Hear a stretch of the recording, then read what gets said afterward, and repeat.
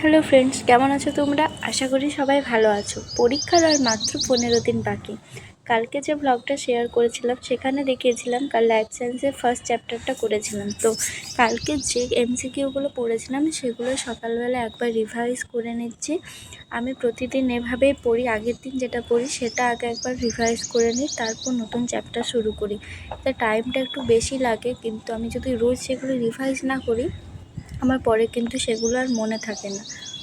আর আজকে প্ল্যান করে বসেছি কালকেরগুলো আগে রিভাইজ দেবো খাতা থেকে, তারপর নতুন আরেকটা চ্যাপ্টার ধরবো লাইফ সায়েন্সের।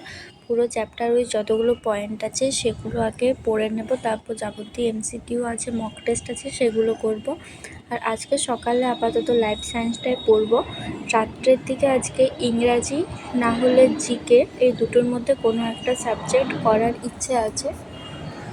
পরীক্ষার আগে সবসময় প্ল্যান করে পড়তে বসলে সেটা ভালো হয়, কিন্তু আমিও প্ল্যান করি, আবার অনেক সময় লিখে সেগুলো দেওয়ালে টাঙিয়েও রাখি, কিন্তু আমার প্ল্যান মাফিক কতটা হয় না, যতটা আমার টার্গেট থাকে অতটা আমার হয় না। তো দেখো আমার ওই আগেরগুলো রিভাইজ করা হয়ে গেছে, আমি এখন একটা নতুন চ্যাপ্টার থেকে পড়ছি। প্রথমে খাতা থেকে আমি অনেকগুলো পয়েন্ট করে রেখেছি, সেইগুলো আগে চোখ বুলিয়ে নিচ্ছি, তারপর বাকি যে এমসিকিউ আছে বই থেকে সেগুলো করে নেব।